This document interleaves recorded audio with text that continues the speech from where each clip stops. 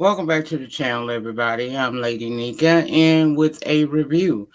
The review is of Dave Chappelle's little comedy skit. I guess you could say it was a comedy concert. It was entitled 846.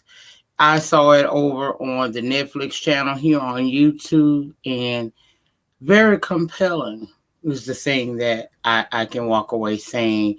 Very compelling. It was deep, y'all. So let's get into it. This is the review for 846 from David Chappelle. Now, that thing been trending on YouTube for the last 3 days, honey. The last 3 days. I think last time I looked last night, it was over 14 million views. It was recorded on June the 6th of this year. It's like an outside park area where you have, seating spaced apart, of course, due to social distancing restrictions in this COVID pandemic. We saw folks, black, white, brown, all of them, all came out to see this groundbreaking show by David Chappelle. Now, we saw folks getting their temperatures taken. We know why. The temperature is elevated temperature is supposed to be one of the signs of possibly having the COVID-19.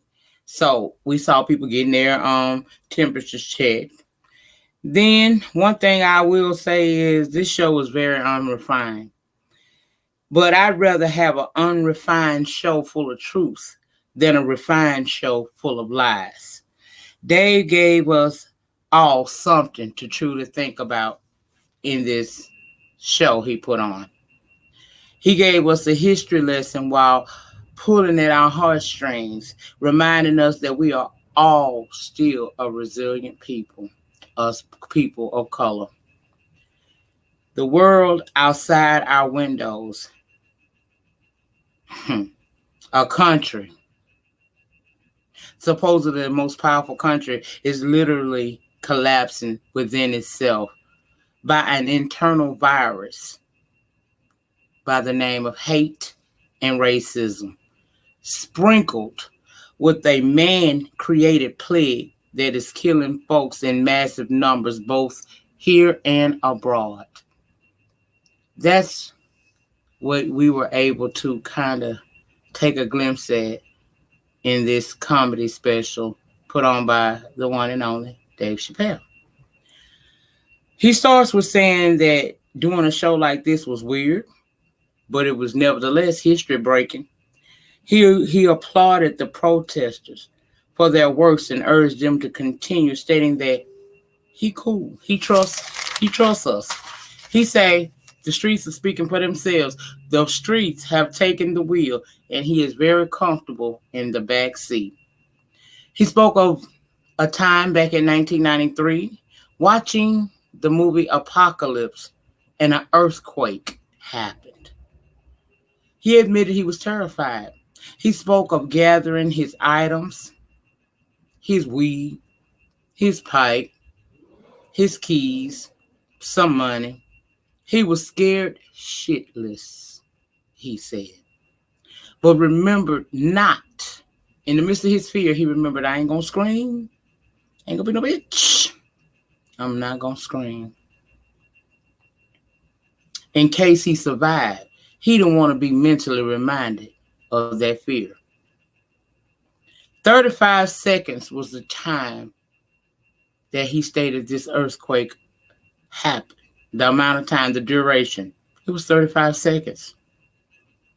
Then he reminded us that cops kneeled on George Floyd's neck for 8 minutes and 46 seconds.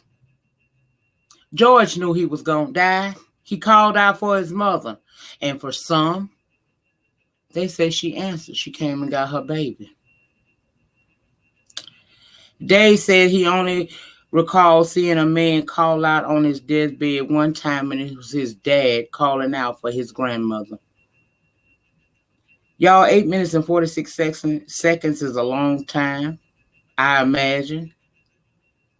What that must have felt like for Mr. George Floyd.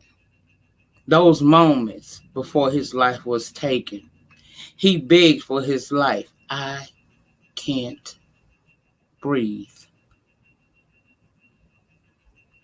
He moved into talking about watching, for not watching the video clip that sparked outrage almost throughout this world. He didn't watch it for the first week. But then, while sitting in his clubhouse, he caught an episode of, what is it? Is it Prime Time with Don Lemon? I think that's the name of his show. Or is that Chris Cuomo's show? Anyway, child, Don come on before Chris.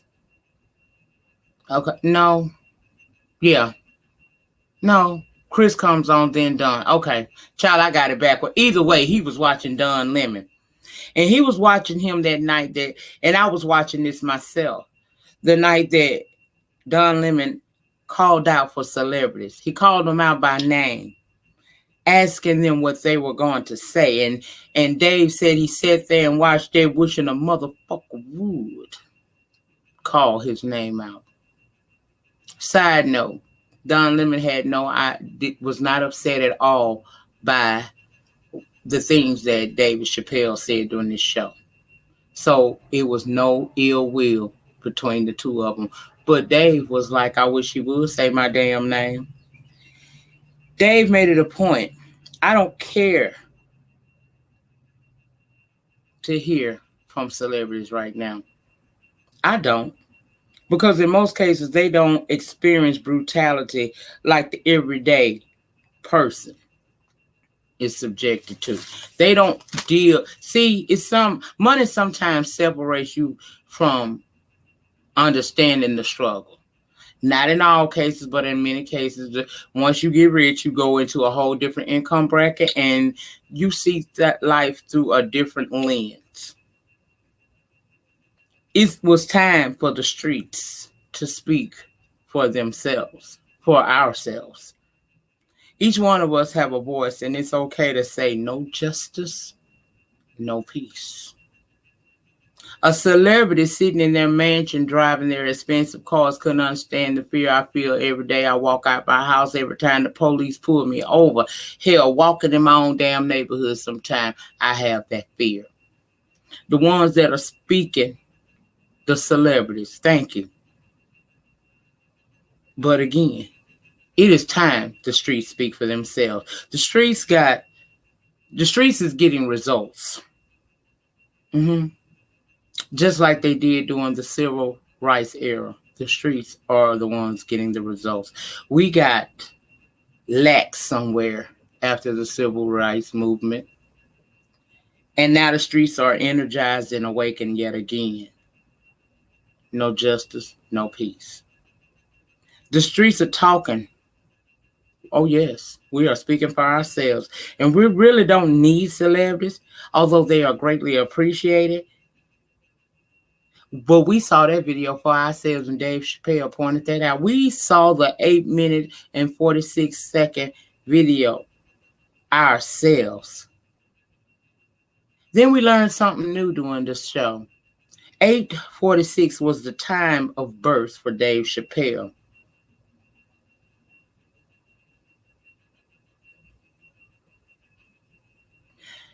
So it really took on another meaning for him. How long it took to take away George Floyd's life. He spoke of Candace Owens and her plight to discredit George Floyd's character. We don't give a damn, Candace. We been canceled, you bitch. So why are you even speaking? He mentions every other institution that we trust have lied to us. But he don't. And the folks trust him, as y'all do many other celebrities.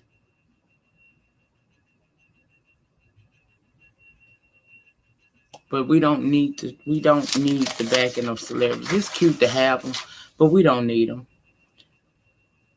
He then went into the story of Chris Donner. For those of you who don't remember Chris Donner, he is a former LAPD officer, former military man that thought he was just doing the right thing too. He and a white female officer were executing a warrant one day. And in the book of Mr. Donner's mind, the white female officer used excessive force. Because he was a man of principle, he reported that to his superiors. And subsequently lost his job. And he went through a rigorous appeal process trying to get his job back, but it never came. He was never reinstated.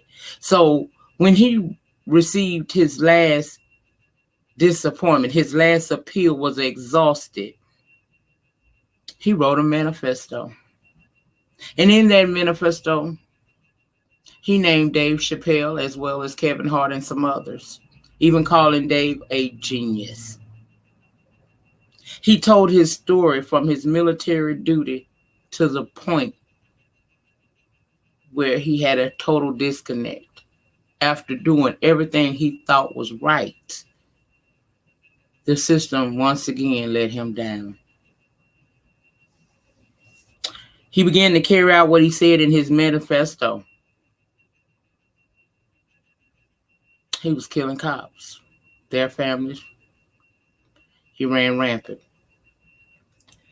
Dave stated that he was supposed to be a presenter at the Grammys that year, and he received a call from the LAPD department, the LAPD detective, and they were alerting him to the fact that they were aware that he was going to be coming into town that week and offering him added protection, a service they were offering to everybody who was named in Mr. Donner's manifesto. Now, I kind of thought like Dave did when he was telling this story. No, I don't need no protection. He liked my ass. How you doing, though? I'm worried about y'all. You in danger, Molly. Chris went up to Big Bear, was discovered. Police found out over 400 cops surrounded that cabin. Swiss cheese the shit out of them, Dave said. And the question became why? Why did they act so aggressively? Because it was one of their own. So if you felt some kind of way at your own being killed, how the fuck do you not understand why the streets are enraged? We saw ourselves in George Floyd. We saw ourselves. He mentioned LeBron James once spoke on racism, and a woman by the name of Laura Ingraham, who he refers to as a see you next Tuesday, told him to shut up and just dribble. LeBron, a man who has exceeded every expectation they have for him. In David Chappelle's eye, a good guy. He ain't never let nobody down. He said LeBron was the best at a few things, while the see you next Tuesday was best at nothing. Just a white bitch with a platform. He spoke of Eric Garner being the first black man that told police, I can't breathe. Selling loose cigarettes was all he did, essentially. 5 officers watched. One of their own killed him and said nothing. Why? Because they knew they were being recorded, and to correct that officer meant that they were opening themselves up for possible liability. Eric Garner died. He spoke of Trayvon Martin and George Zimmerman, an awful individual. Character, because he hasn't met him. How he was so bold after killing Trayvon. He disrespected the code and the game so much so he was walking around here signing Skittles bags because Trayvon Martin had a bag of Skittles on him when he accosted him, got his ass whooped, then killed the boy.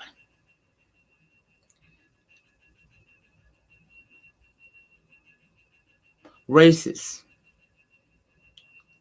bigoted people took photos and placed them online, displaying them drinking out of Arizona cans drinks, because Trayvon Martin had that as well. Then he spoke about Dylan Roof, who went into a church in Charleston, South Carolina, was meted with nothing but love, prayed with the people, then shot 8 of them point blank range. And what happened next?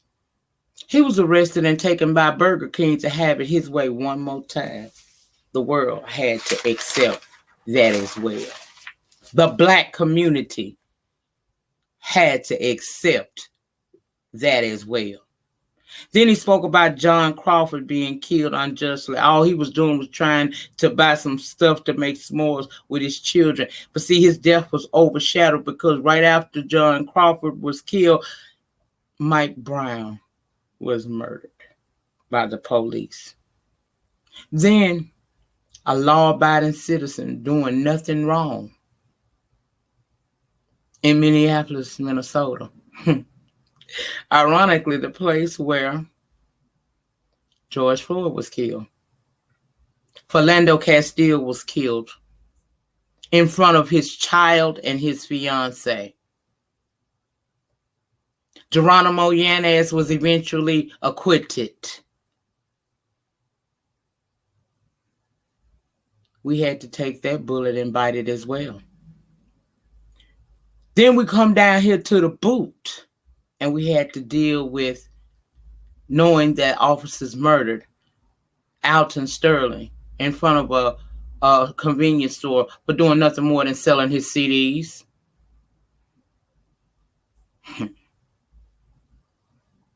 Then he mentioned the 9 black cops killed at a Black Lives Matter rally in Dallas, and how, it disillusioned he was at that point. He wanted to take his family and flee this world, this country.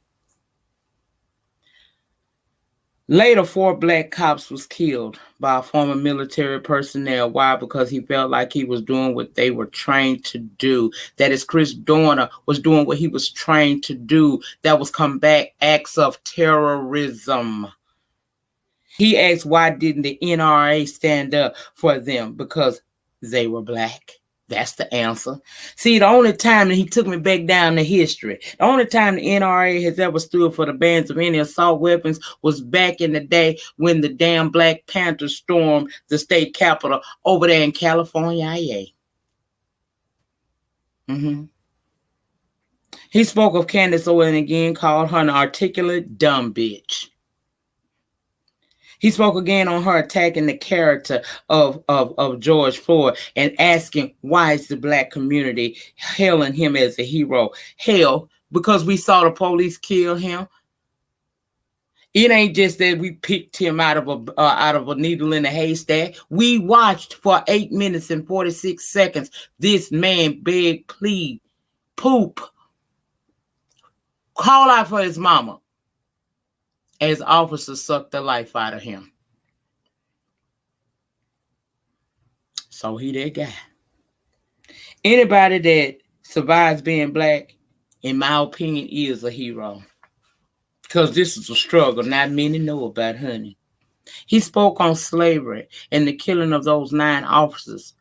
How it hurt, like it felt like it was the end of the world, except for around the time that happened, Kobe Bryant was playing his last game as an LA Laker. So they kind of diverted attention to keep the country from self-destructing. He mentioned the day that Kobe died, he won his Grammy. That's why he didn't show up, because he was devastated. Plus, they had his jersey, 824, hanging up there. That's his birthday. He was in his feelings, crying like a baby. He said that's why he didn't show up. He clarified some things he spoke on during a recent visit over to SNL, Saturday Night Live. At the end of that skit, he said that blacks are rarely invited to the White House. He said Frederick Douglass, and it didn't happen that way until Roosevelt, and he was wrong.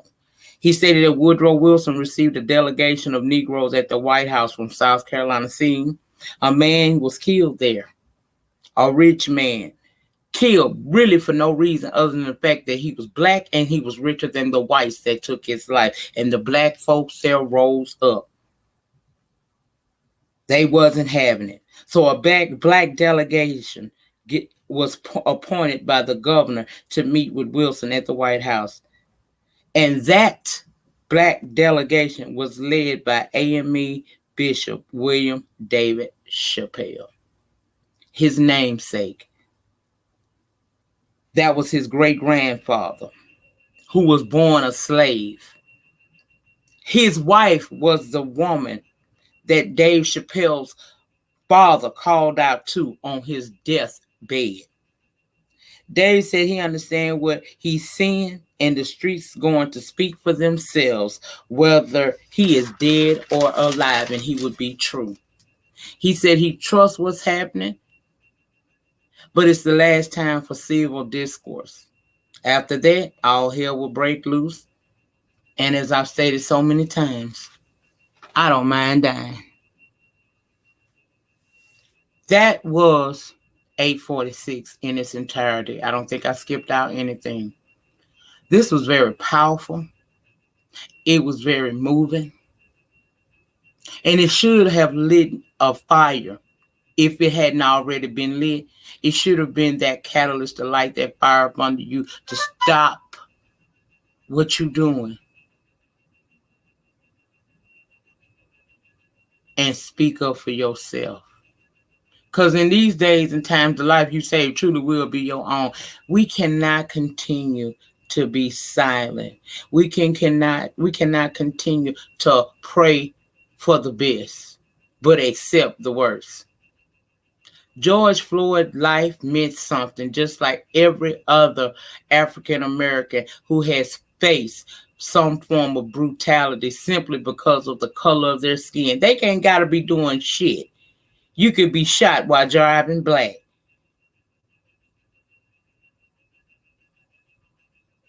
This week I plan on discussing the his name is Rayshard Brooks case. We are going to retouch up on Miss Breonna Taylor because there's a part of me that feels like I didn't give her enough time. But we have a lot of content to get out. And as I stated in the live, if you attended it earlier, there are times where I may have to come off my porch because ain't nobody just going to attack me, okay? I know I got upset and I had a lot to say about that stuff, but at the end of the day, I was silent for a long time. I got my voice and I'm not going to be quiet. I'm not going to be quiet when they demonetizing my damn videos over here, and I'm not going to be quiet when I feel like somebody's attacking me. It's the same thing. That's it. That's all. Please get down in the comment section. Let me know your thoughts and opinions of this review. If you enjoyed it, what parts of it that if you watched it that you most identify with. I'll open up the comment section, aka the panic section, for any form of conversation you want to have. Just keep that shit respectful. As always, in closing, remember you do not have to be great to get started, but you must get started in order to ever be great. Also, the depth of your struggle will determine the height of your success. In the meantime, in between time, please remember to rate this video. Ratings get me recognized on these YT streets. Comment down in the comment section. I want to know what you really feel. Subscribe to this channel if you have not. Also, my backup channel, LadyNyca Live. Once you subscribe, tap your notification bell buttons, and one day when the world will open back up and things get back normal, that notification bell will serve its purpose. You will be notified each and every time I drop a pre-recorded video or go live from this channel. Thank you all so much for your continued support. Thank you for watching the video, and I will see you guys on the next one. This week, we will be discussing tomorrow Rayshard Brooks. So please join me back for a live on that. Have a great remainder to your Monday night, honey. I hope you had a good start to your weekend. Be blessed. Don't stress. I'll see you on the next one. Peace.